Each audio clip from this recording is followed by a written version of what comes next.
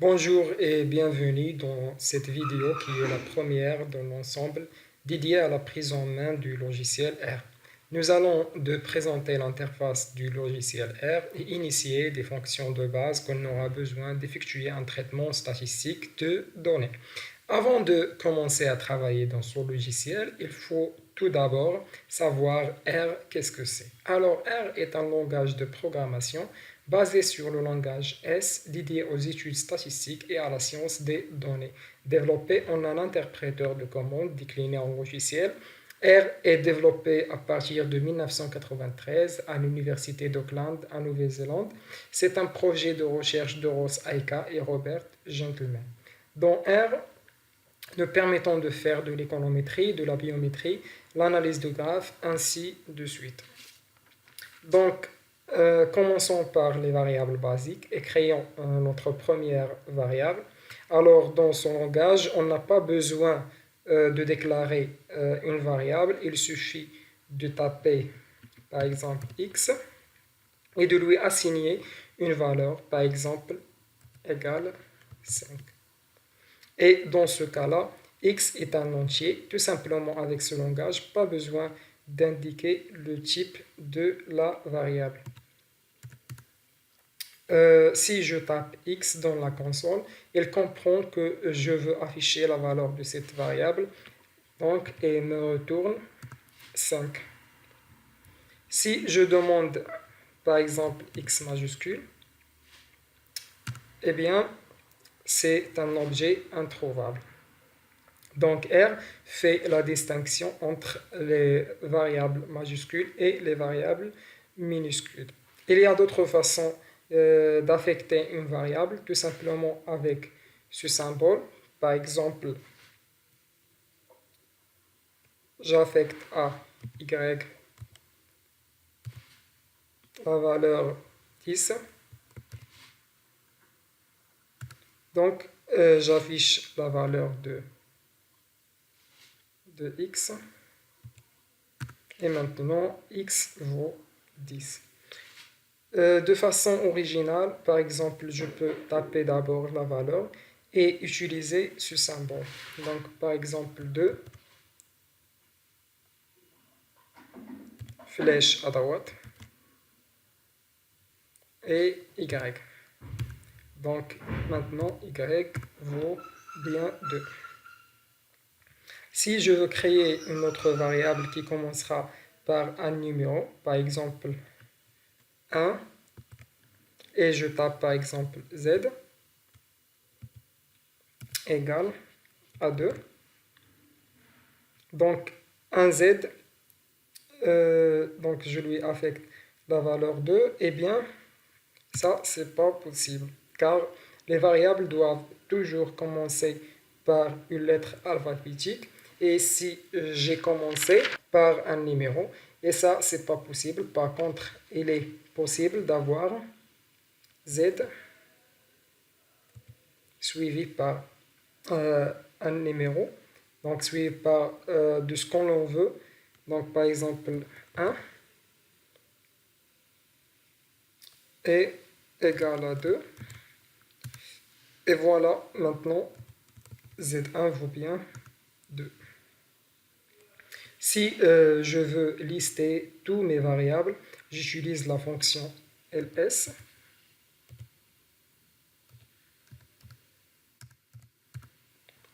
Donc j'ai bien trois variables, elle me les liste, donc x, y et z1. Si je veux supprimer une variable, j'utilise la fonction rm. Je tape le nom de l'objet de la variable que je veux supprimer, entre guillemets ou pas d'ailleurs. Eh bien, donc, j'ai effacé z1.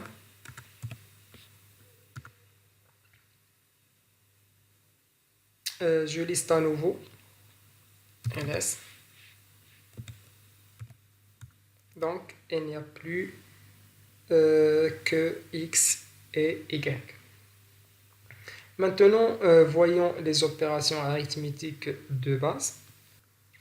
Donc, je peux calculer x plus y, ça veut 7, x moins y, donc vaut 3, x multiplié par y, et x divisé par y. Je peux très bien affecter à une autre variable le résultat, comme ceci, par exemple le produit z égale x plus y. Donc z, ça vaut bien 7. J'ai d'autres fonctions. En fait, j'ai toutes les fonctions qu'il y a sur de nombreuses calculatrices ou dans d'autres logiciels. Donc, j'ai les fonctions comme la racine carrée. Donc, il suffit juste de taper SQRT et la variable, par exemple, x. Et voilà. J'ai aussi les valeurs absolues. Par exemple, la valeur absolue de moins 2. Donc, je tape ABS moins 2. Donc, ça revient 2. Et j'ai aussi les logarithmes. Donc, log nipérien. Donc, log de i vient de y. De même, log de base 2.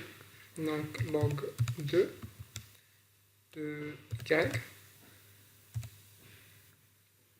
Aussi, log de base 10. Log 10 de y. On peut aussi indiquer le changement de base par la manière suivante. Donc, log de x base égale 2. Donc, c'est la même façon, soit log 2 ou bien log x base égale 2. Donc, ici, je veux utiliser la base 2 et il me retourne le logarithme de base 2 de x. Créons maintenant une chaîne de caractères. Dans ce cas, là, il suffit de taper par exemple prénom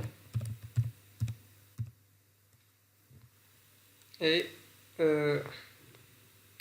entre guillemets égale Abdel.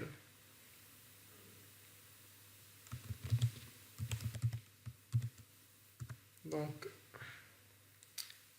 pour créer la variable, donc dans prénom, c'est vaut bien Abdel. Je peux très bien créer une chaîne de caractères qui commence avec des guillemets pour indiquer que c'est une chaîne de caractères, mais je peux très bien utiliser les cotes, par exemple, prénom égale Abdel, entre cotes. Donc, prénom vaut Abdel. Comme ici, donc, Abdel entre cotes. Et en fait, maintenant, j'ai bien prénom qui vaut Abdel.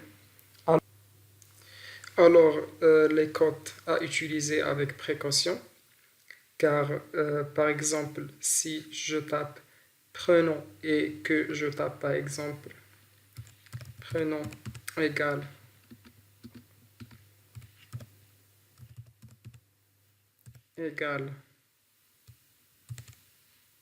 je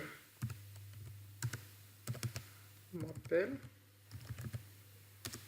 Abdel.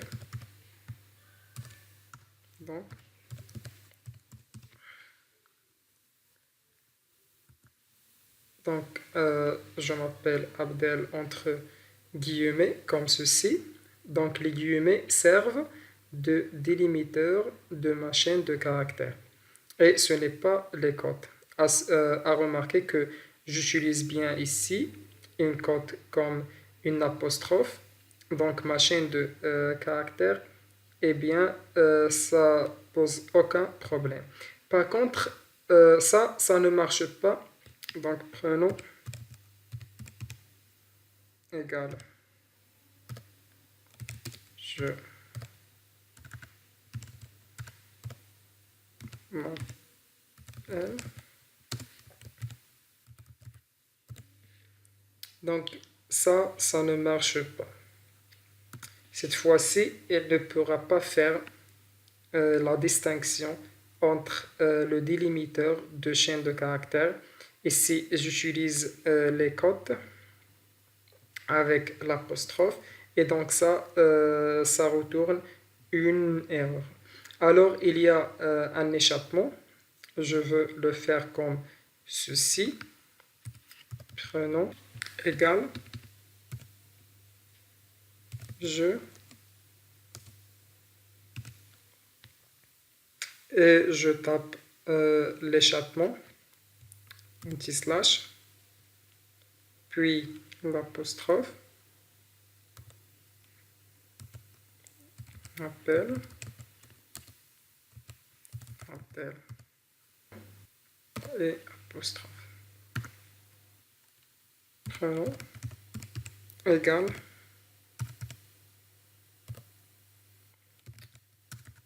je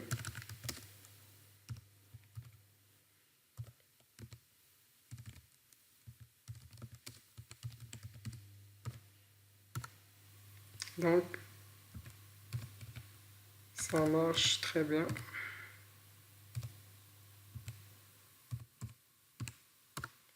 Prenons c'est je rappelle et ça marche très bien. Donc alors voilà pour une approche très simple et rapide de l'utilisation du logiciel R et la création des variables très simples et les calculs basiques que peut-on faire dans R. Pour cleaner la console, il faut juste de taper CTRL L. Donc et voilà, tout est effacé. Donc voilà, n'oubliez pas d'aimer notre vidéo et de s'abonner à notre euh, chaîne YouTube. Et à bientôt pour la prochaine vidéo sur comment créer les vecteurs et matrices. Merci.